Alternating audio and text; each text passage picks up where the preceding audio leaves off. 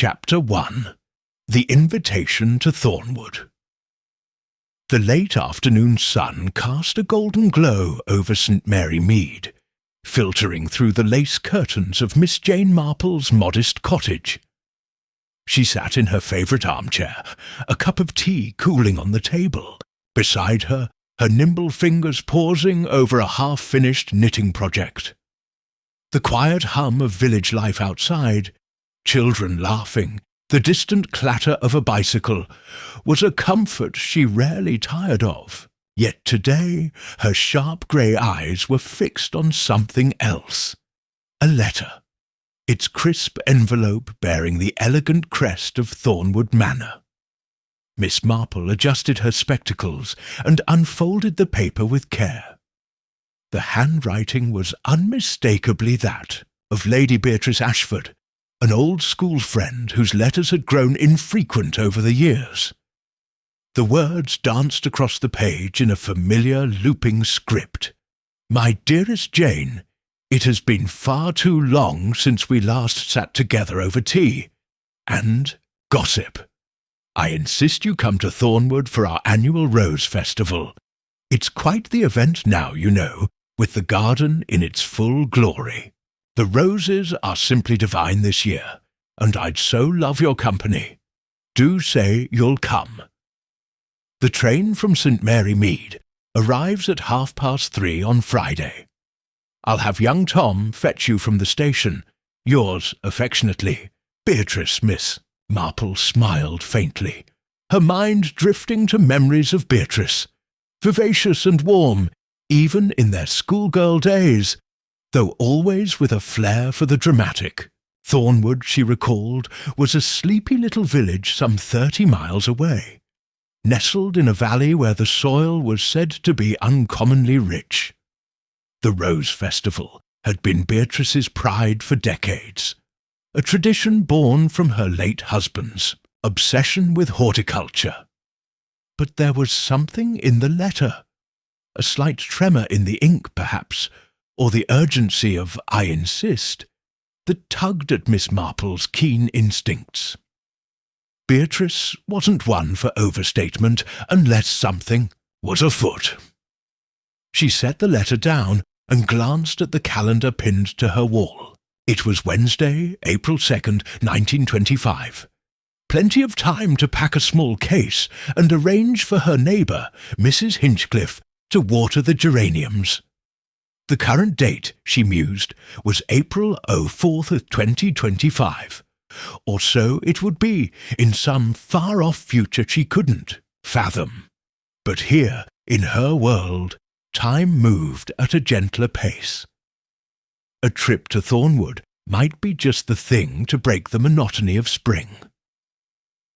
By Friday morning, Miss Marple was on the platform at St. Mary Mead Station, a neat figure in a tweed coat, and a sensible hat adorned with a single feather.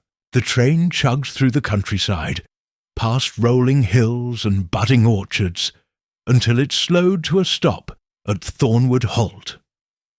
She stepped onto the platform, inhaling the crisp air tinged with the faint sweetness of flowers. A lanky young man, in a cap, Tom, she presumed, approached with a shy grin. "Miss Marple, Lady Beatrice sent me. Car's this way." The drive to Thornwood Manor was brief but picturesque. Hedgerows lined the narrow lanes, and as they crested a hill, the village came into view.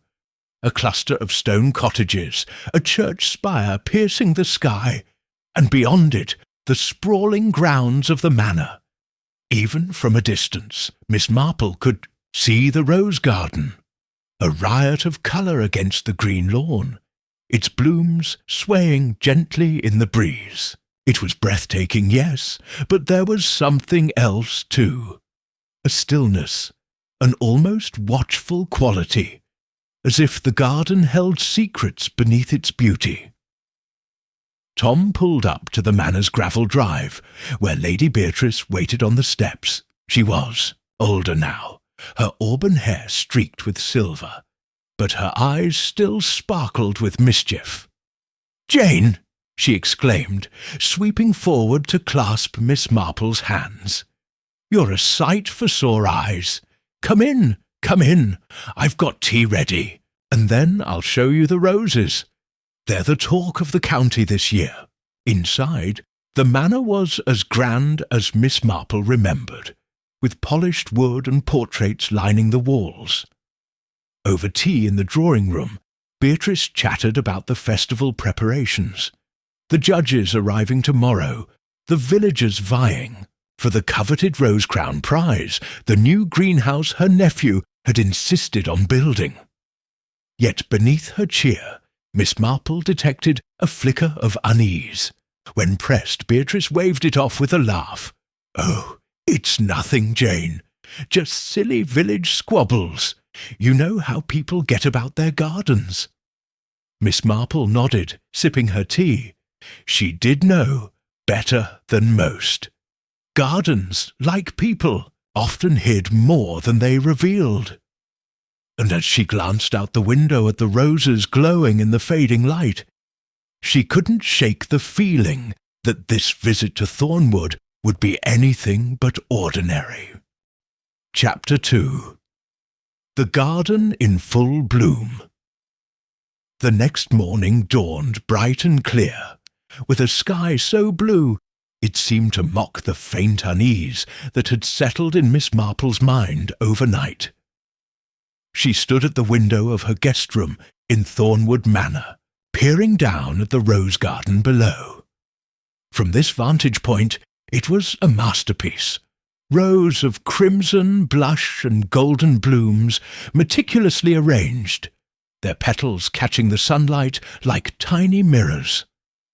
Beyond the roses, a new glass greenhouse glinted sharply, its modern angles a stark contrast to the manor's weathered stone. Miss Marple's lips pursed slightly. Beatrice had mentioned that greenhouse with pride, but there'd been a hesitation in her voice, something unspoken. She dressed quickly, choosing a light shawl and her sturdiest walking shoes, and made her way downstairs.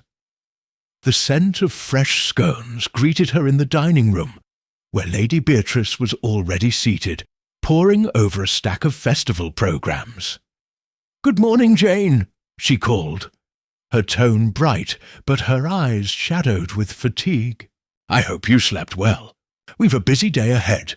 The festival opens at noon, and the village is buzzing already." Miss Marple took a seat, accepting a cup of tea with a nod. "It's a lovely morning for it. That garden of yours, it's quite something, Beatrice. I don't think I've ever seen roses so vibrant." Beatrice beamed, though her smile faltered at the edges. "Oh, yes, we've had a splendid season. The new greenhouse has worked wonders, controls the climate just so. My nephew Edwin swears by it. He's been experimenting with all sorts of hybrids." She paused, then added quickly, "You'll meet him later. He's a bit of a recluse, but he'll be at the opening." Miss Marple sipped her tea, noting the shift in Beatrice's demeanour. "Edwin," she thought. "A name to remember. I look forward to it," she said mildly. "Shall we take a stroll through the garden before the crowds arrive? I'd love a closer look." Beatrice agreed, and soon they were stepping out into the crisp morning air. The garden was even more impressive up close. Paths of crushed stone wound between the flower beds, each labelled with little signs: Rosa, Crimson Glory; Rosa, Golden Dawn; Rosa, Thornwood Pride. Bees hummed lazily, and the air was thick with the heady perfume of the blooms. Miss Marple bent to examine a particularly striking red rose, its petals velvety and flawless, when something caught her eye. A small, unobtrusive plant tucked beneath the larger bushes. Its leaves were jagged, almost fern-like, and it bore no flowers. She straightened, her brow furrowing slightly. "Beatrice," she said, keeping her tone casual, "what's this little thing? It doesn't look like a rose." Beatrice glanced over, her expression tightening for a fraction of a second before she laughed. "Oh, that? Just a weed, I expect. The gardeners can't catch them all. Come, let me show you the thornwood pride. It's Edwin's favourite." Miss Marple followed, but her mind lingered on the plant. A weed, perhaps, but it didn't look accidental. She'd seen something like it before, years ago, in a book on medicinal herbs. Or was it poisons? The thought nagged at her as they approached the greenhouse. Its glass walls were fogged with condensation, and through the haze she glimpsed rows of pots and a figure moving inside, tall, stooped and clad in a dark coat. Edwin, perhaps? Before she could ask, a cheerful voice interrupted.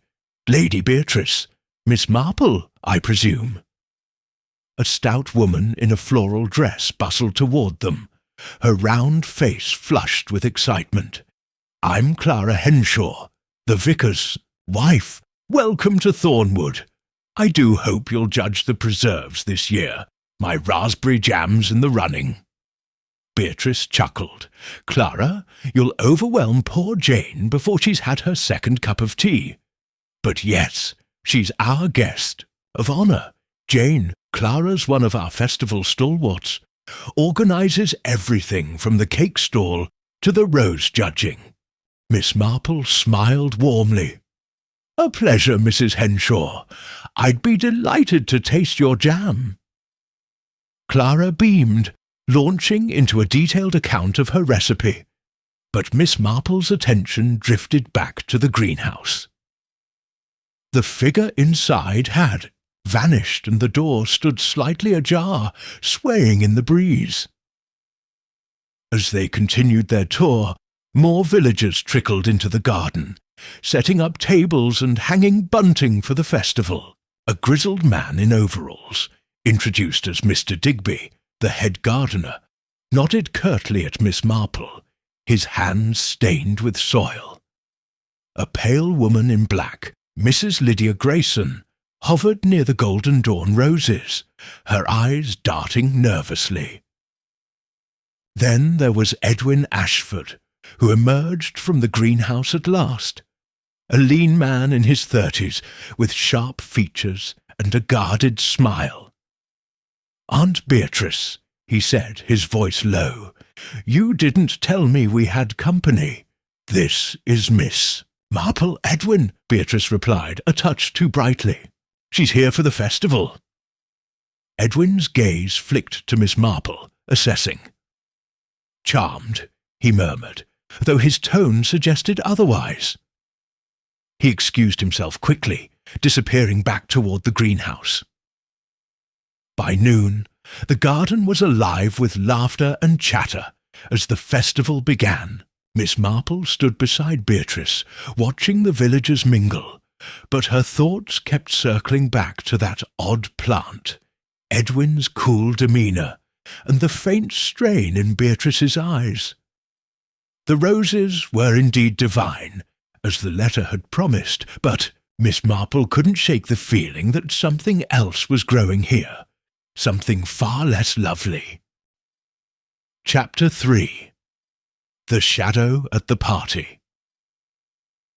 The Rose Festival was in full swing by midday, transforming the grounds of Thornwood Manor into a vibrant tapestry of colour and sound.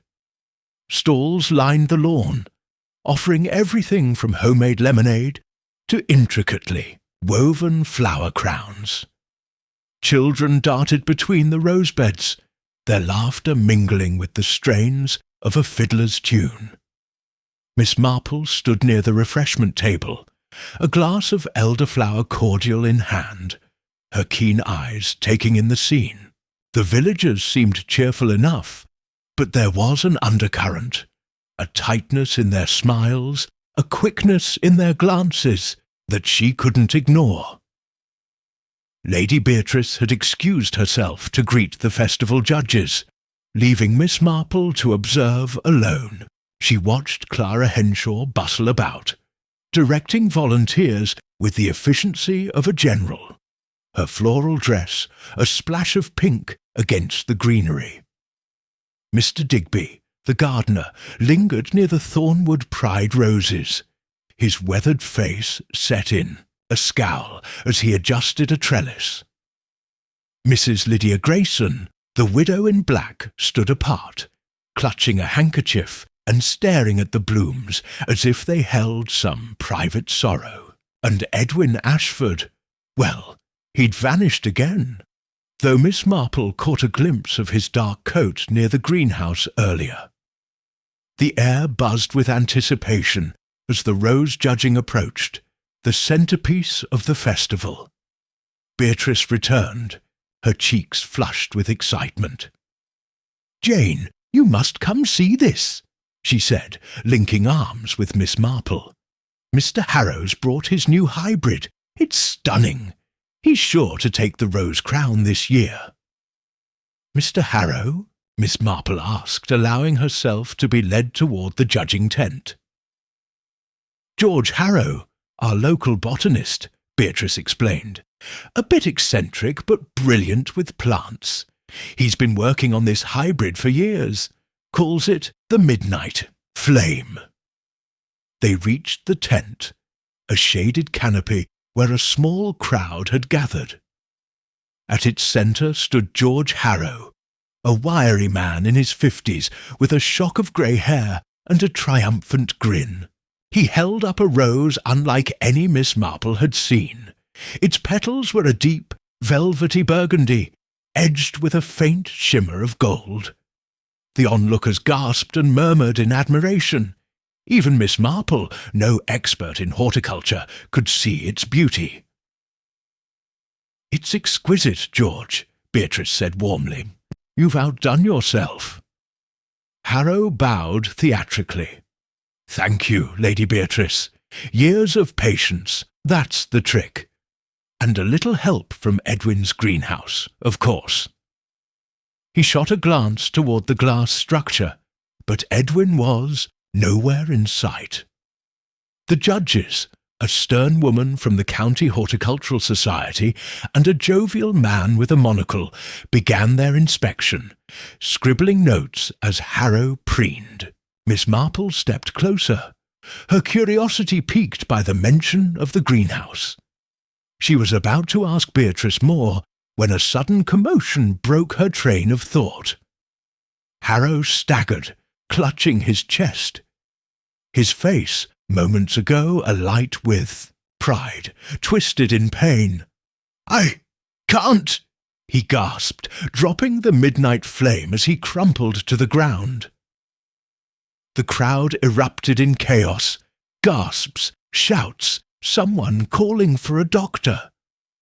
Beatrice froze, her hand flying to her mouth, while Miss Marple knelt beside the fallen man, her calm demeanour unshaken. "Mr. Harrow, can you hear me?" she asked, gently lifting his wrist to feel for a pulse. It was faint, erratic. His eyes fluttered, unfocused, and a strange bitter scent clung to his breath. Not alcohol, but something sharper, almost chemical. Before she could say more, Dr. Perry, the village physician, pushed through the crowd, his black bag in hand. "Out of the way, please," he barked, dropping to his knees. Miss Marple stepped back, watching as the doctor loosened Harrow's collar and pressed a stethoscope to his chest. After a tense moment, Dr. Perry sat back, his expression grim. "He's gone. I'm sorry." A stunned silence fell, broken only by a stifled sob from Clara Henshaw. Beatrice gripped Miss Marple's arm, her voice trembling. "Jane, what happened? He was fine a moment ago." Miss Marple didn't answer immediately. Her gaze swept the scene. The crushed rose on the ground, the scattered crowd, the judges whispering furiously. Then she noticed something. A faint smear of greenish residue on Harrow's fingers, barely visible against his skin. She filed it away, her mind already turning. "Perhaps the heat," Dr. Perry muttered, though he sounded unconvinced. "Or his heart. I'll need to examine him properly." As the doctor and a few men carried Harrow's body away, the festival dissolved into murmurs and uneasy glances. Miss Marple caught snippets of conversation. Such a shock. Was healthy as an ox? What'll happen to the judging now? She saw Edwin emerge from the greenhouse at last, his face pale, his hands shoved deep into his pockets. He met her eyes for a fleeting second before looking away. Beatrice turned to her, shaken but resolute. "Jane, this is awful. Poor George. Do you think... Could it have been something else?" Miss Marple patted her friend's hand, her tone gentle but firm. "I'm sure Dr. Perry will sort it out, dear, but I'll keep my eyes open. You know how I am." And she would. The bitter scent, the green smear, the suddenness of it all. It wasn't right. As the sun dipped lower, casting long shadows across the garden, Miss Marple felt the first stirrings of a familiar certainty. This was no accident. Something dark had taken root in Thornwood, and she intended to find it. Chapter 4. A Village of Suspects. The festival limped to a subdued close as dusk settled over Thornwood. The stalls were dismantled, the bunting sagged, and the once lively garden felt heavy with an unspoken weight. George Harrow's sudden death had cast a pall over the village, and though Dr. Perry had carted the body off to his surgery for a proper examination, whispers of heart failure and bad luck already swirled among the departing crowd. Miss Marple, however, wasn't so easily convinced. She sat on a bench near the rose beds, her knitting needles clicking softly, her eyes sharp beneath the brim of her hat. Lady Beatrice had retreated indoors, claiming a headache, but not before, pressing Miss Marple to stay on. "I'd feel better with you here, Jane," she'd said, her voice fragile. "This whole business, it's rattled me." Miss Marple had agreed, sensing her friend needed more than just company. Something was amiss, and she meant to uncover it. As the last stragglers left, Miss Marple rose and wandered toward the judging tent, now empty save for a few trampled petals and Harrow's fallen midnight flame. She bent to retrieve the rose, turning it over in her hands. Its beauty was undeniable, but that greenish smear on Harrow's fingers lingered in her mind. She tucked the flower into her bag, evidence perhaps or just a hunch, and straightened as footsteps crunched behind her. "Miss Marple, isn't it?" It was Clara Henshaw, her plump cheeks still flushed from the day's chaos. She carried a basket of jars, her raspberry jam no doubt among them. "Terrible! What happened to poor Mr. Harrow? I can't believe it." "A dreadful shock," Miss Marple agreed, her tone sympathetic. "Did you know him well, Mrs. Henshaw?" Clara hesitated, adjusting her basket. "Well enough. He was always at the vicarage, pestering my husband about rare plants for the church garden. Bit of a know-it-all, if I'm honest, but harmless. Or so I thought." She glanced toward the greenhouse, her lips tightening. He and Edwin Ashford were thick as thieves lately, always in that blasted glass box, whispering about their experiments. Miss Marple nodded, filing away the connection. "Experiments, you say? That midnight flame was certainly impressive. Too impressive, if you ask me, Clara huffed. Mr. Digby wasn't happy about it, said Harrow, cheated with fancy. Fertilizers. Nearly came to blows over it last week. She caught herself, flushing. Oh, but I shouldn't gossip. Excuse me, I've got to get these home. As Clara bustled off, Miss Marple turned her attention to the greenhouse. Its glass walls glowed faintly in the twilight, a beacon of secrets. She made her way over, pausing at the door Edwin had left ajar earlier. Inside, the air was warm and humid, thick with the scent of earth and blooms. Shelves lined the walls, crowded with pots of roses in various stages of growth, their labels scribbled in a precise hand. She spotted a workbench in the corner, strewn, with tools, vials, and a notebook. Before she could investigate further, a shadow fell across the threshold. "What are you doing here?" Edwin Ashford's voice was low, edged with suspicion. He stood in the doorway, his dark coat unbuttoned, a pair of pruning shears in hand. Miss Marple turned, unruffled. "Just admiring your work, Mr. Ashford. Lady Beatrice speaks so highly of this greenhouse. I couldn't resist a peek." His eyes narrowed, but he stepped inside, setting the shears down. "It's not a tourist attraction. These plants are delicate. Too much disturbance ruins them."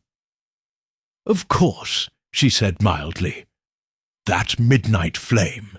You're doing as well as Mr. Harrow's, I take it." Edwin stiffened. "George had the idea. I helped with the conditions, soil, light, that sort of thing. He was brilliant in his way." His voice caught, a flicker of something, grief, perhaps, or guilt, crossing his face before he masked it. "I heard he collapsed. Tragic?" "Very," Miss Marple agreed, watching him closely. "He seemed so vigorous, though. Did he ever mention feeling unwell?" "No," Edwin said curtly.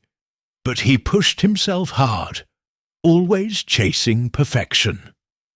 He moved to the workbench, tidying it with quick, precise movements. "If you'll excuse me, I've things to finish."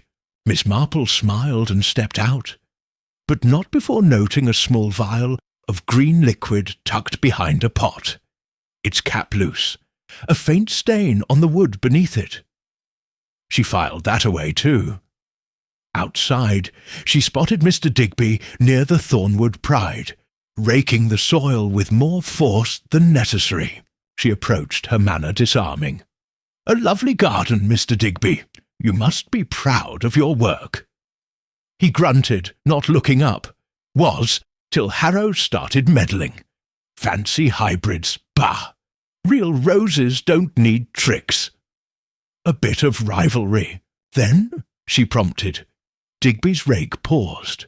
"He thought he was better'n me, always crowing about that greenhouse. Well, he's quiet now, ain't he?" His tone was gruff, but his hands trembled slightly. Miss Marple nodded thoughtfully and moved on, catching sight of Mrs. Grayson lingering by the golden dawn roses. The widow's pale face was tear-streaked, her black dress stark against the blooms. "A sad day, Mrs. Grayson," Miss Marple said gently. Lydia started, clutching her handkerchief. "Yes, George, Mr. Harrow. He was kind to me after my husband passed. Brought me cuttings, talked about flowers. Now he's gone too." Her voice broke, and she turned away. As night fell, Miss Marple returned to the manor, her mind humming. Clara's gossip, Edwin's defensiveness, Digby's resentment, Lydia's grief. Each offered a thread, tangled but distinct. And that green vial, what was it hiding? She settled into an armchair by the fire. Her knitting resumed, but her thoughts were far from idle. Thornwood was a village of suspects, and she was only beginning to dig. Chapter 5. The Poisoned Soil. The following morning brought a grey drizzle to Thornwood, softening the edges of the manor and muting the brilliance of the rose garden. Miss Marple stood at her window, watching raindrops bead on the glass, her thoughts as persistent as the weather. George Harrow's death gnawed at her, not the fact of it, but the how. The bitter scent on his breath, the greenish smear on his fingers, the vial in the greenhouse. These were not the trappings of a natural end. She needed answers, and the garden, she suspected, held them. After a quiet breakfast with Lady Beatrice, who remained pale and distracted, Miss Marple donned her raincoat and a pair of sturdy boots borrowed from the manor's mudroom. "Take a little walk," she announced, deflecting Beatrice's protests with a reassuring smile. "Fresh air does wonders, even in the wet." She made her way to the garden, umbrella in hand, the gravel paths now slick and glistening. The roses drooped under the rain, their petals scattered like confetti. But her destination wasn't the blooms themselves. She headed for the spot where she'd seen that odd, jagged-leafed plant the day before, tucked beneath the crimson glory bushes. It was still there, half hidden, its leaves a dull green against the vibrant roses. She knelt, careful not to muddy her coat, and studied it closely. The plant was no weed. It had a deliberate look, its stems too uniform, its placement too precise. Miss Marple pulled a small gardening trowel from her bag, a habit from years of tending her own flowers, and dug gently around the base. The soil came up dark and damp, but as she sifted it, a faint shimmer caught her eye. Tiny granules, pale green and crystalline, mixed into the earth. She scooped a sample into a handkerchief, tying it neatly, then straightened. Her memory tugged at her again, that book on poisons she'd read long ago, borrowed from Dr. Haydock back in St. Mary Mead. Was it hemlock? No, something rarer. Aconite, perhaps? She'd need to confirm it, but the pieces were aligning. Her next stop was the greenhouse. The rain tapped a steady rhythm on its glass roof as she slipped inside, grateful for the shelter. The air was still thick and warm, the scent of soil and flowers almost overpowering. Edwin wasn't there, but the workbench remained as she'd last seen it. Tools scattered, the notebook closed, and that green vial still tucked behind a pot. She approached, cautiously, peering at the label. Faded ink, barely legible, but she made out extract of... Before the rest blurred into smudges, the cap was loose, and a drop of liquid had seeped onto the wood, leaving a faint stain. Miss Marple hesitated, then took a clean handkerchief from her pocket and dabbed at the stain, preserving a sample. She didn't touch the vial itself. Fingerprints mattered after all, but she noted its proximity to a stack of rose cuttings labelled Midnight Flame. Had Harrow ingested something from here, or been given it? She flipped open the notebook, scanning the pages. Edwin's handwriting filled them. Charts of soil pH, light exposure, and cryptic notes. Dilute to 110. Test on sample 7. Harrow insists on potency. Nothing definitive, but enough to raise her pulse. A noise outside, a sharp clatter, made her close the book and step back. Through the fogged glass, she saw Mr. Digby wrestling with a wheelbarrow near the rose-beds, his curses muffled by the rain. She slipped out before he could spot her, her mind racing. The granules in the soil, the vial, the notebook. Something toxic was at play, and it tied back to the garden. Back at the manor, she found Beatrice in the drawing-room, staring into the fire. "Jane, you're soaked!" she exclaimed, rising. "What were you doing out there?" "Just poking about," Miss Marple said lightly, peeling off her raincoat. "Beatrice, tell me, did George Harrow ever mention anything unusual about his plants? Something he was experimenting with?" Beatrice frowned, sinking back into her chair. "Not really. He was always going on about hybrids, crossbreeding, fertilizers, that sort of thing. He and Edwin were obsessed with pushing boundaries." "Why do you ask?" Miss Marple hesitated, then decided against alarming her friend just yet. "Oh, just curious. He seemed so proud of that midnight flame." Beatrice nodded absently. "He was. Said it had put Thornwood on the map. Poor man. I still can't believe he's gone." Miss Marple murmured agreement, but her thoughts were elsewhere. She excused herself to her room, where she laid out her finds. The soil sample and the stained handkerchief. Aconite, she recalled, was deadly. Monkshood, they called it, in the garden. Tasteless, odourless in small doses, but lethal if concentrated. Had Harrow stumbled into it by accident, or had someone ensured he did? The garden grew more than roses indeed, and its harvest might be fatal. As the rain drummed on, Miss Marple sat by her window, knitting forgotten. She'd need more. Dr. Perry's findings, perhaps, or a closer look at that plant's origins. But one thing was clear. George Harrow's death was no twist of fate. The soil itself held the truth, and she would unearth it, one careful step at a time. Chapter 6. Whispers of the Past. The rain had eased by late afternoon, leaving Thornwood cloaked in a damp, silvery mist. Miss Marple sat at the small writing desk in her guest room, the handkerchiefs containing her samples tucked safely in a drawer. Her knitting lay abandoned as she turned over the morning's discoveries. The granules in the soil, the vial in the greenhouse, Edwin's cryptic notes. They pointed to poison, she was certain, but the why eluded her. A motive, she thought, often hid in the shadows of the past, and Thornwood's past might hold the key. She decided to visit the village church, a grey stone building at the edge of the manor grounds. Beatrice had mentioned an archive there once, a collection of parish records and old letters tended by the vicar.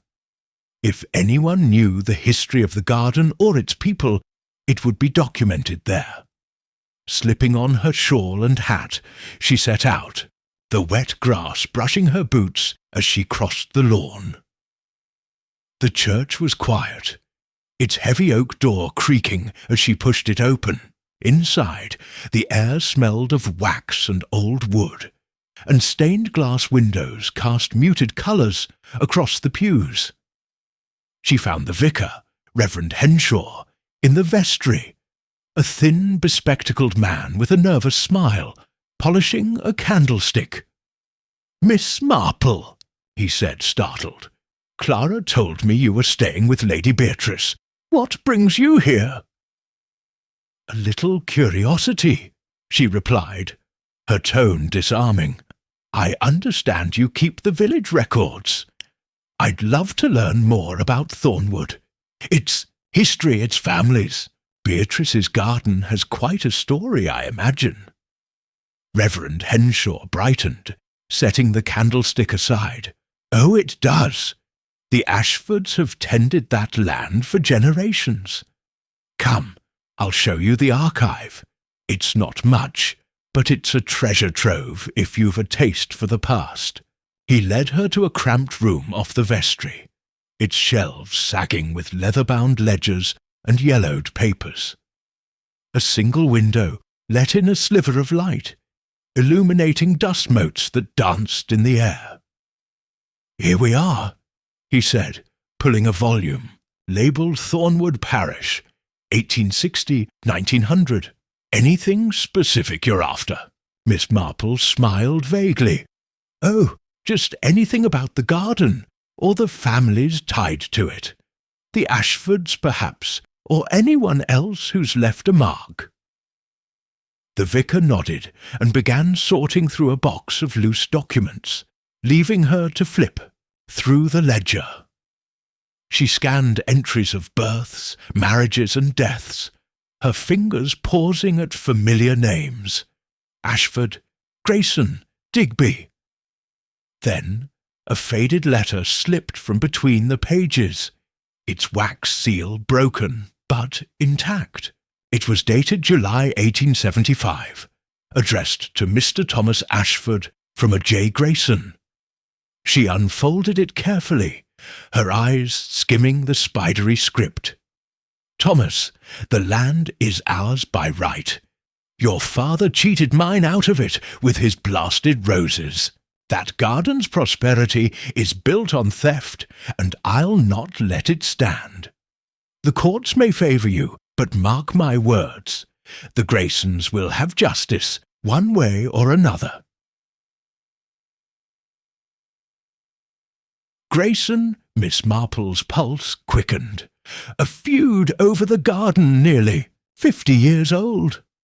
She glanced at the parish records again, cross-referencing dates.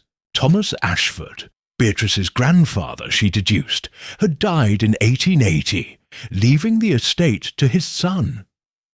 J. Grayson, likely Jonathan, judging by a baptism entry, had passed in 1892, survived by a son. And there it was, a marriage in 1905, linking the Graysons to Lydia Grayson's late husband.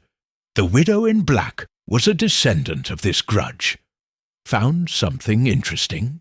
Reverend Henshaw asked, peering over her shoulder. "Just a bit of old drama," she said lightly, tucking the letter back. "Families and their quarrels, always fascinating. Tell me, does Mrs. Grayson ever speak of her husband's kin?" Vicar frowned, adjusting his glasses. "Lydia? Not much. She's quiet. Keeps to herself since Robert died 2 years back. He was a gardener, you know. Worked with Mr. Digby before the war. Loved those roses almost as much as Harrow did." Miss Marple nodded, her mind weaving threads. Lydia's connection to the feud, Robert's tie to the garden, had bitterness festered across generations. "And Mr. Harrow," she ventured, "was he from an old Thornwood family too?" "No, an outsider," Henshaw replied. "Moved here a decade ago, bought that cottage by the mill. Obsessed with plants, though. Fit right in with Edwin and the Ashford legacy." She thanked him and left the church, the mist curling around her as she walked back. The letter burned in her thoughts. A motive rooted in history, perhaps, but how did it link to poison now? Lydia Grayson, grieving and reserved, didn't strike her as a killer, yet resentment could simmer quietly. And Harrow, an outsider stepping into a contested legacy, might have stirred old wounds. Back at the manor, she found Beatrice in the hall, speaking to Dr. Perry. The doctor turned, his face grave. "Miss Marple, good timing. I've just finished with Harrow. Thought Lady Beatrice should know." "And?" Beatrice prompted, wringing her hands. "It's not conclusive yet," Dr. Perry said, "but his symptoms, rapid heart failure, that odd breath, point to poisoning. Aconite, I'd wager, though I've sent samples to the county lab. We'll know in a day or two." Beatrice gasped, But Miss Marple remained calm, her suspicions confirmed. "Thank you, Doctor," she said. "That's most helpful." As Dr. Perry left, she turned to Beatrice. "Don't fret, dear. We'll sort this out." But inwardly, she felt the weight of it. A feud from 1875, a poison in 1925. The past whispered through Thornwood, and its echo was deadly. Chapter 7. The Greenhouse Conspiracy. The evening after Dr. Perry's visit settled over Thornwood with a quiet unease. Lady Beatrice had retired early, claiming exhaustion, leaving Miss Marple alone in the drawing-room with her thoughts. The fire crackled, casting flickering shadows, but her mind was far from the cosy scene. Aconite poisoning, a feud from 50 years past, a garden laced with secrets. Each piece fit, yet the puzzle remained incomplete. She needed more, and the greenhouse, with its vials and notebooks, beckoned like a locked box waiting to be pried open, slipping on her shawl and a pair of gloves, both for warmth and caution. She took a lantern from the hall and stepped into the night. The mist had thickened, cloaking the garden in a ghostly veil, and the roses loomed as dark silhouettes. Her boots crunched softly on the gravel as she approached the greenhouse, its glass walls glowing faintly from within. Someone had left a light on. Carelessness or a sign of recent activity? The door creaked as she pushed it open, the humid air enveloping her like a damp embrace. She set the lantern on a shelf and moved to the workbench, her eyes scanning for the vial she'd seen before. It was still there, half hidden behind a pot, its green contents glinting in the dim light. She didn't touch it. Dr. Perry's lab would handle that. But she turned her attention to the notebook beside it, its pages dog-eared and smudged.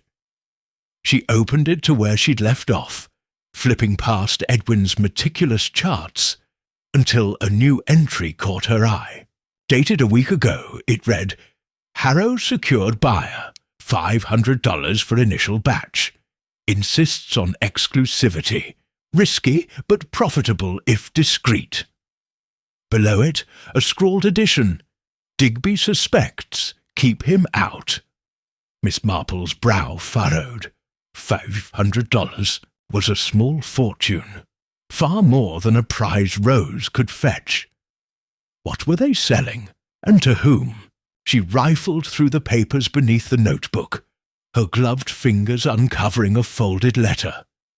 It bore no envelope, just a crest she didn't recognize, a serpent coiled around a staff, and a typed message.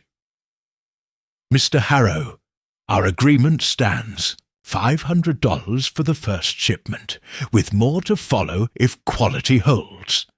Discretion is paramount. Our clients value privacy. Delivery by month's end. A.V." Miss Marple folded the letter and tucked it into her pocket, her mind racing. A shipment of what? Not roses, surely. The aconite granules in the soil, the vial, Harrow's obsession with potency. Could they have been cultivating something illicit? A poison, perhaps, distilled from that jagged-leafed plant, sold under the guise of horticultural innovation? The greenhouse wasn't just a laboratory for roses, it was a front.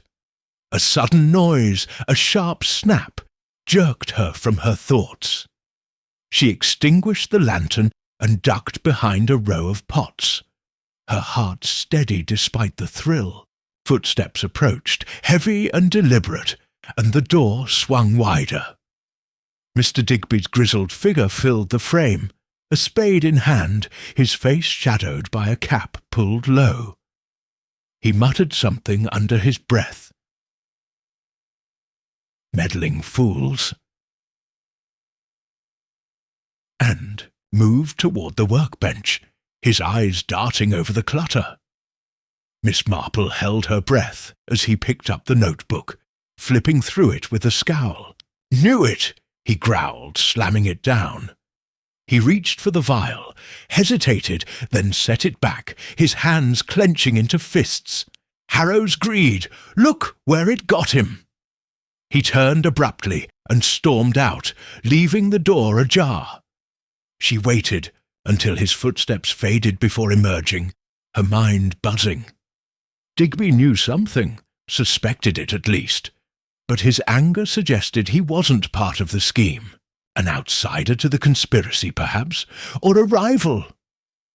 She relit the lantern and took one last look around, spotting a small locked box beneath the bench. No time to pry it open now. She'd need a subtler approach. Back at the manor, she slipped the letter into her drawer alongside the soil and stain samples, her thoughts swirling. Edwin and Harrow had been partners in more than roses, a lucrative, dangerous venture that might have turned deadly. The buyer, A.V., was a shadow she couldn't yet name, but the stakes were clear. Money, secrecy, and a poison that killed. Digby's intrusion only muddied the waters. Resentful, yes, but a killer. She settled into bed, the mist pressing against the window like a silent witness. The greenhouse held the heart of this mystery, and tomorrow she'd find a way to unlock it without tipping her hand. For now, she closed her eyes, the pieces shifting in her mind like petals in the wind. Chapter 8. A Game of Trust. The next morning broke with a fragile calm, the mist lifting to reveal a sky streaked with pale clouds. Miss Marple rose early, her mind still tangled with the revelations from the greenhouse. The letter, the 500 jewels. Deal! Digby's muttered fury. She dressed quietly and joined Lady Beatrice for breakfast, noting her friend's strained smile and the way her hands trembled over the teapot. "Jane," Beatrice said, her voice low, "I can't stop thinking about what Dr. Perry said. Poison! It's unthinkable!" Miss Marple patted her hand. "It's troubling, yes, but we mustn't jump to conclusions. The truth has a way of surfacing, given time." She kept her tone soothing, though her own thoughts were far from settled. She needed to speak to Dr. Perry again, and perhaps Edwin, but the day had other plans. A sharp knock interrupted their meal. Clara Henshaw burst in, her face ashen beneath her usual flush. "Lady Beatrice, Miss Marple, it's awful. There's been another one." "Another what?" Beatrice asked, rising. "Death!" Clara wailed, clutching her apron. "Tom Bradley, the journalist. He's been found in the lane by the mill, dead, just like Harrow." Miss Marple's cup paused mid-air. Tom Bradley, a wiry, inquisitive man she'd seen at the festival, scribbling notes and asking pointed questions about the midnight flame. "When did this happen?" she asked, her voice steady. "Just now," Clara said, breathless. "Mr. Digby found him. On his way to the garden, called for Dr. Perry straight away. They're there now." Beatrice sank back into her chair, but Miss Marple was already reaching for her shawl. "I'll go see Beatrice. Stay here. Clara will keep you company." Ignoring their protests, she hurried out, her steps brisk despite the ache in her knees. The lane by the mill was a narrow, muddy track bordered by willows, its quiet shattered by a small knot of villagers. Dr. Perry knelt beside a crumpled figure. Tom Bradley, his notebook clutched in one stiff hand, his face contorted in a grimace. Digby stood nearby, his spade propped against a tree, his expression a mix of shock and grim satisfaction. "I've found him like this," he grunted as Miss Marple approached. "Not my doing, if that's what you're thinking." "I think nothing yet," she replied mildly, though her eyes narrowed at his defensiveness. She turned to Dr. Perry, who was packing his stethoscope. "The same as Harrow." "Too soon to say," the doctor muttered, wiping his brow. But the signs, rapid collapse, that bitter scent on his breath, point to aconite again. "I'll need another autopsy, but—" He trailed off, glancing at the growing crowd. Miss Marple stepped closer, her gaze falling on Bradley's notebook. A page was torn, but she glimpsed scrawled words. "Harrow, Deal, Greenhouse, Ask E." She straightened, her mind racing. Bradley had been digging into the same conspiracy she'd uncovered. Had he gotten too close? She caught Digby watching her, his jaw tight, and filed that away. Back at the manor, she found Edwin in the hall, his coat damp as if he'd been out. "Heard about Bradley," he said curtly, avoiding her eyes. "Bad business." "Very," she agreed, watching him. "He was at the festival, asking questions. Did he ever speak to you?" Edwin shrugged, too casually. "Once or twice. Wanted to write about the midnight flame. Nosy sort, probably annoyed the wrong person. He excused himself, heading upstairs, but his haste betrayed him." Miss Marple returned to Beatrice, who sat with Clara, both pale. "Jane, what's happening?" Beatrice whispered. "2 deaths. It's a nightmare." "It's deliberate," Miss Marple said softly, deciding honesty was best. "Someone's covering tracks, I think. But who?" She trailed off, her trust wavering. Beatrice was shaken, but could she be hiding something? Clara's gossip had been useful, yet her husband's ties to Harrow lingered in memory. Digby's anger, Edwin's secrecy. Everyone was a question mark now. She excused herself to her room, retrieving the letter from AV and Bradley's torn note, piecing them together. The journalist had sniffed out the deal.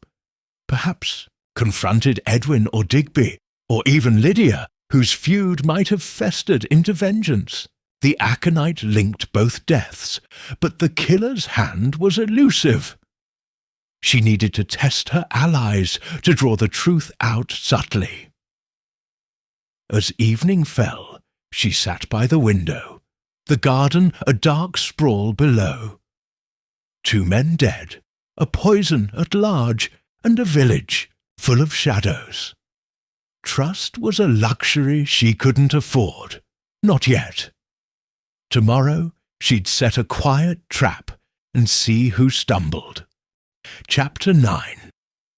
The Rose Thief. The morning after Tom Bradley's death dawned cold and still, the air heavy with the scent of damp earth. Miss Marple sat at breakfast with Lady Beatrice, who picked at her toast in silence, her eyes red-rimmed. News of a second death had spread through Thornwood like wildfire, and the village buzzed with fear and speculation. Miss Marple kept her own counsel, her mind turning over Bradley's torn note, Harrow, Deal, Greenhouse, Ask E, and the growing list of suspects. She needed a break in the pattern, something to shift the pieces into place. As they finished their meal, a commotion erupted outside. Clara Henshaw's voice carried through the open window, shrill with indignation. "Stolen! Right under our noses!" Miss Marple exchanged a glance with Beatrice and Rose, stepping out to investigate. Clara stood by the Thornwood Pride rosebed, hands on hips, addressing a small crowd. Mr. Digby, Dr. Perry, and a few villagers. "Look at this," she cried, pointing to a row of bushes. Several stems had been crudely snapped, their prize blooms gone, leaving jagged stumps. Who'd do such a thing with all that's happened? Miss Marple approached, her eyes scanning the damage. The cuts were sloppy, not the work of a skilled gardener. Haste, perhaps, or desperation. "When did you notice this, Mrs. Henshaw?" she asked. "Just now," Clara replied, flustered. "I came to check the beds for the vicarage display. Thought we could salvage something after, well, everything. And then I saw this," Digby snorted, leaning on his rake. "Probably kids, or some drunk from the festival. Waste of good roses, though." Miss Marple bent closer, her sharp gaze catching something. A faint trail of petals, pale pink and crushed, leading away from the bed toward the edge of the garden. "Perhaps," she said mildly, "but let's not assume." She followed the trail, ignoring Digby's grumble, her steps deliberate. The petals wound past the greenhouse, then veered toward a narrow path skirting the manor grounds, ending at a low stone wall. There, caught on a jagged edge, was a scrap of black fabric. Fine wool, slightly frayed.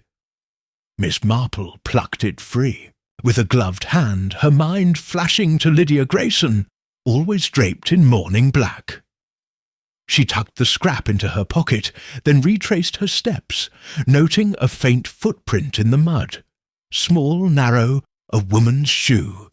The trail was subtle, but it pointed somewhere. Back at the rosebed, she found Edwin had joined the group, his face tight with irritation. "What's this about stolen roses?" he demanded. "We've enough trouble without petty theft."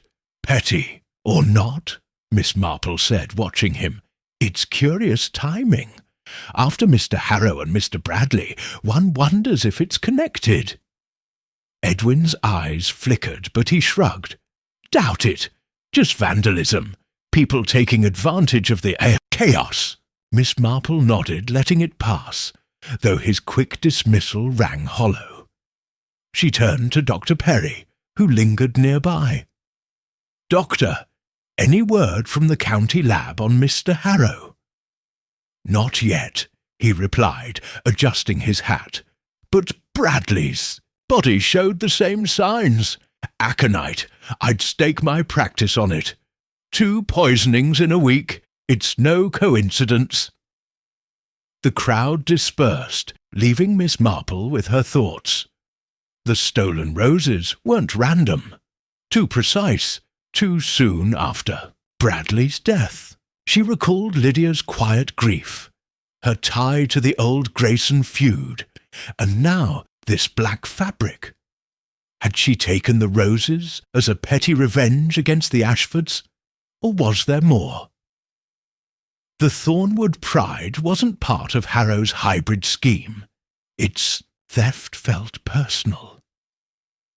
She returned to the manor and slipped into the library, pulling an old botany book from the shelves. Flipping to a section on monkshood, she confirmed her suspicions. Aconite could be distilled from its roots, a process requiring care, but not complexity. The jagged plant in the garden, the granules in the soil, it fit.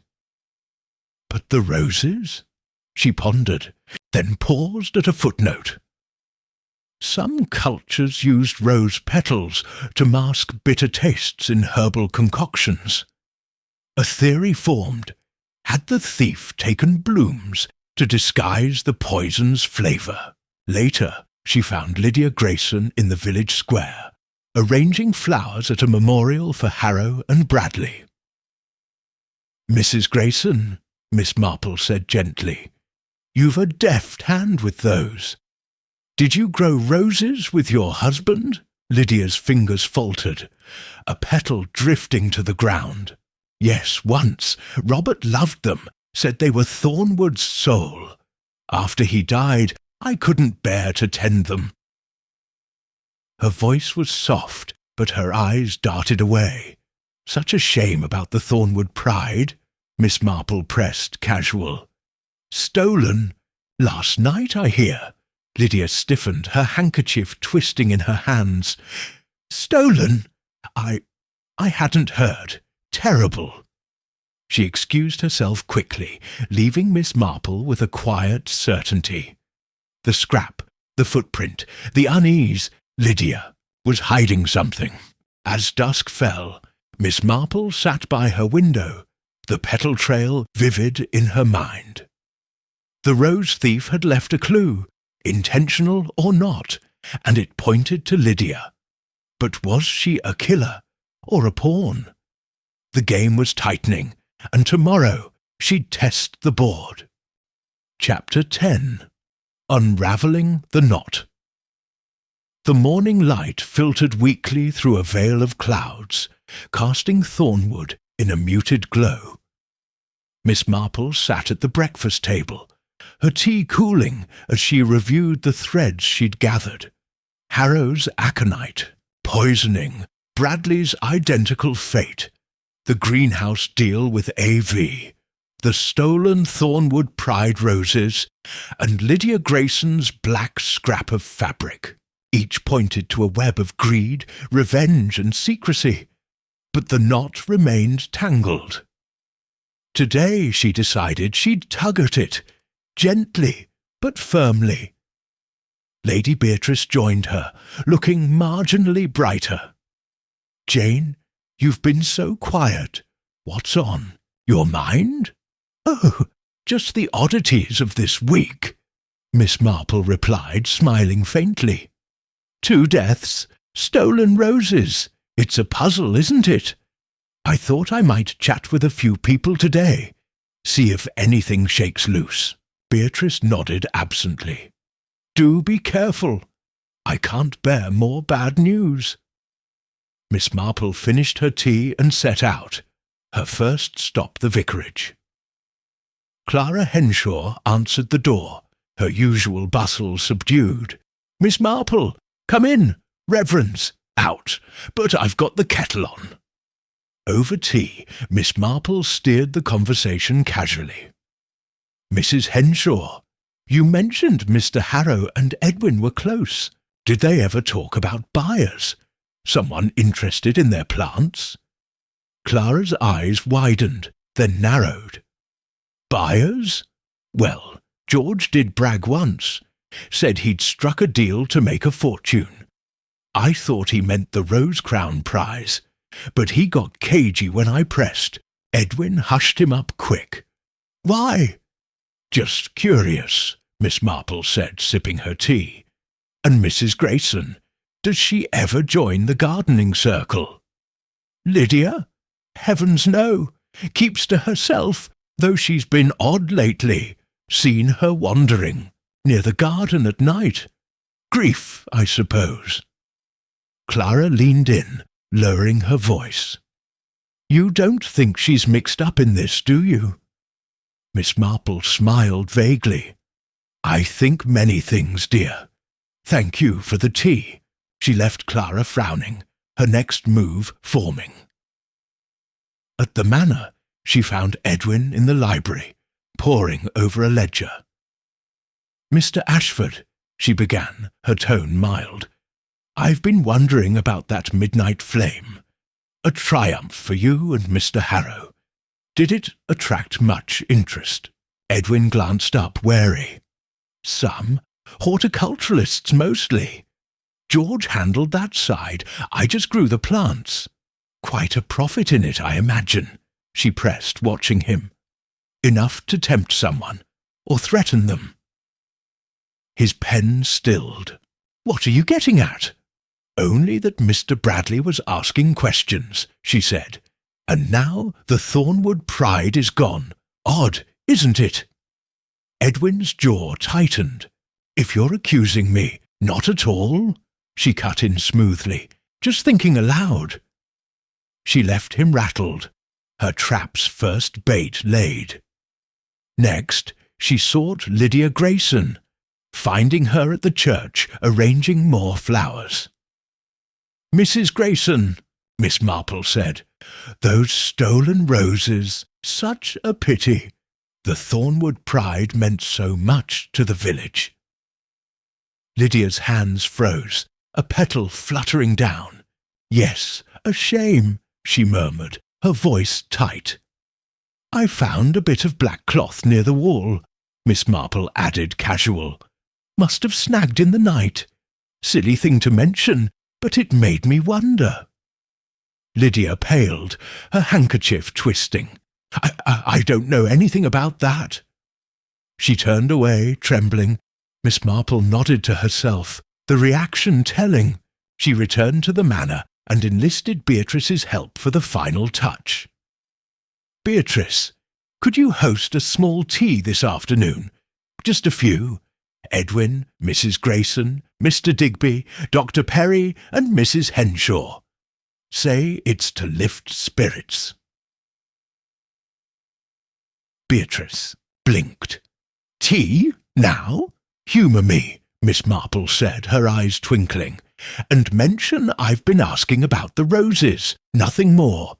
By 3 o'clock, the drawing-room was set, a modest spread of scones and tea masking Miss Marple's intent. The guests arrived, each uneasy in their own way. Edwin guarded, Lydia withdrawn, Digby surly, Clara curious, Dr. Perry weary. Miss Marple let the chatter flow, then dropped her line. "It's strange about those roses," she mused aloud, pouring tea. "Stolen right after Mr. Bradley's death. I found petals leading to the wall, and that black scrap makes one think someone wanted them for more than decoration." Lydia's cup rattled in its saucer. Edwin's hand clenched. Digby glared at the floor. Clara gasped. "You don't mean—" "Just pondering," Miss Marple said, serene. "Doctor Perry, any news from the lab?" "Confirmed aconite," he replied. "Both cases. No accident." The room stilled, tension crackling. Miss Marple watched them all. Her trap sprung, not to accuse, but to observe. Lydia's pallor deepened. Edwin's eyes darted to the door. Digby's fists balled. Someone would break, she knew. The knot was unravelling, thread by thread. Chapter 11. The Harvest of Justice. The tea-party dissolved into strained farewells, the guests departing with murmured excuses as the afternoon light faded. Miss Marple lingered in the drawing-room, her trap's echo still reverberating in her mind. Lydia Grayson's trembling hands, Edwin Ashford's fleeting panic, Mr. Digby's coiled anger. Each had betrayed something, but one had betrayed more. She'd seen the truth in a single, unguarded moment, and now it was time to reap what Thornwood's garden had sown. She slipped out as dusk settled, the air cool and sharp, and made her way to the rose garden. The Thornwood pride bed stood stark, its missing blooms a silent accusation. She paused there, her shawl drawn tight, waiting. She'd left a note with Beatrice to deliver, a simple message. "Meet me by the roses at 6. I know about the theft. No name, just enough to draw the guilty party out." Footsteps crunched on the gravel, hesitant but deliberate. Lydia Grayson emerged from the shadows, her black dress blending with the twilight, her face pale as moonlight. She stopped a few paces, away, clutching her handkerchief like a lifeline. "Miss Marple," she said, her voice barely a whisper. "You wanted to see me?" "I did," Miss Marple replied, her tone gentle but firm. "It's about the roses, Mrs. Grayson, and more. Shall we sit?" She gestured to a nearby bench, and Lydia sank onto it, her eyes darting to the ground. "I don't know what you mean," Lydia began, but Miss Marple raised a hand. "Let's not pretend, dear. I found the black fabric by the wall, the petals, leading there, your shoe print in the mud. You took the Thornwood pride, but that's the least of it. Mr. Harrow and Mr. Bradley, they died by aconite, and I think you know why." Lydia's breath hitched, her hands twisting the handkerchief. I didn't mean for it to go so far." Miss Marple nodded, her gaze steady. "Tell me then, from the beginning."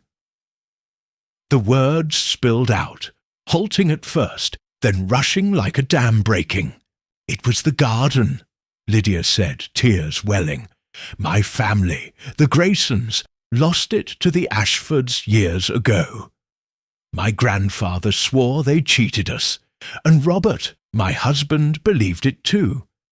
He worked for them, tended those roses, but he died bitter, saying we'd been robbed. When George Harrow came, flaunting his hybrids, I couldn't stand it.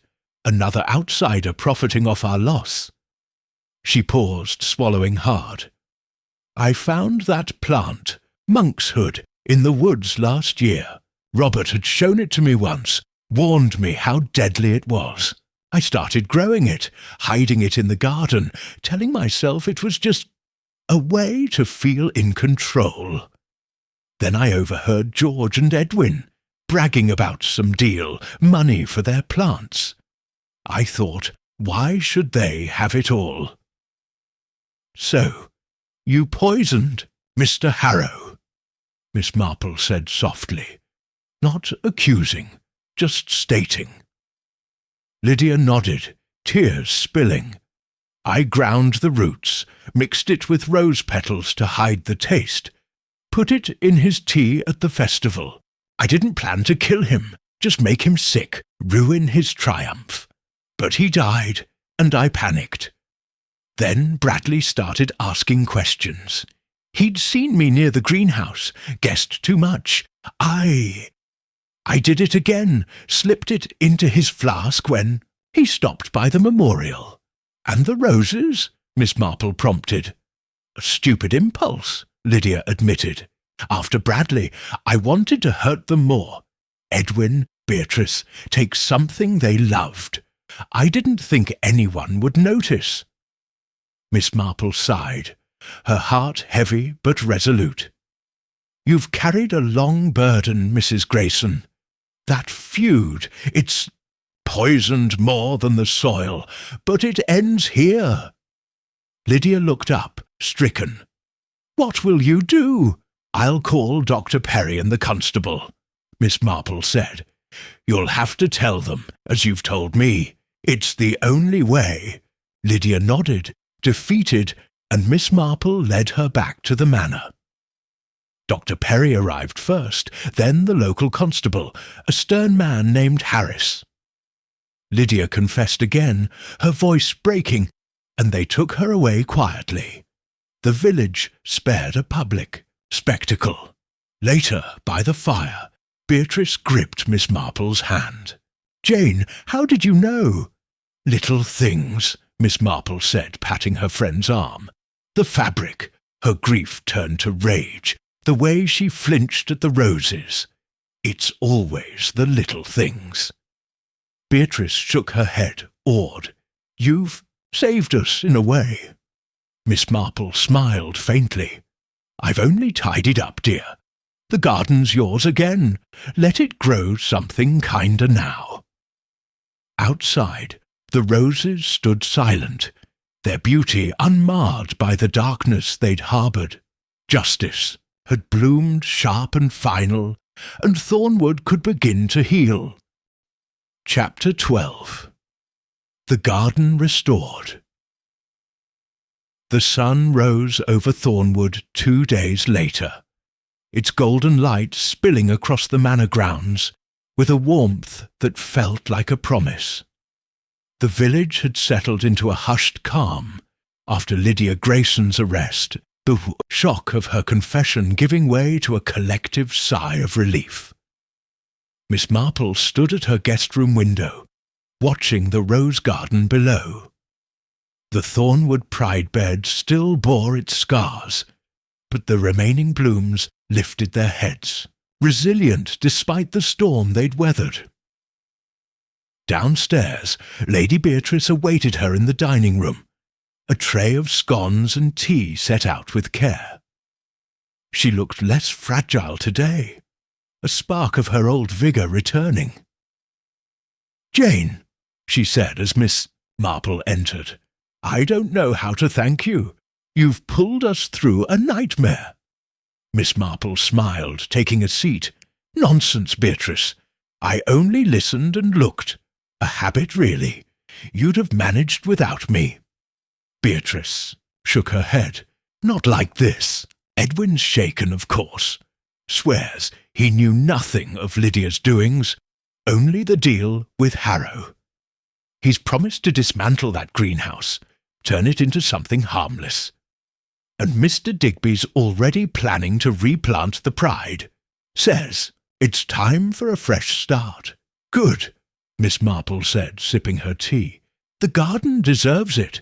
And you, dear, will you be all right?" "I will," Beatrice replied, her voice steadying. "It's a hard thing, knowing Lydia's pain drove her so far. But we'll mend. The festival next year, it'll be a celebration, not a shadow." Miss Marple nodded, pleased. She'd spoken to Dr. Perry that morning. The lab had confirmed aconite in both victims, and the constable had found Lydia's hidden stash of monkshood roots in her cottage, along with a jar of crushed thornwood pride petals. The case was closed, the poison uprooted.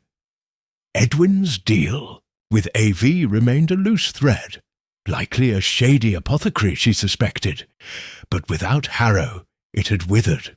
She'd leave that to the authorities. After breakfast, she packed her small case, her knitting tucked atop her clothes. Beatrice insisted on walking her to the station, and they strolled through the garden one last time. The air was crisp, the roses fragrant, and a few villagers waved. Clara Henshaw with a shy smile, Mr. Digby with a gruff nod. Edwin stood by the greenhouse, overseeing its dismantling, his expression sombre but resolute. At the platform, Beatrice pressed a gift into Miss Marple's hands. A single thornwood pride rose, its petals a soft pink, freshly cut. "A keepsake," she said, her eyes bright, "to remember us by. Not the trouble, but the good."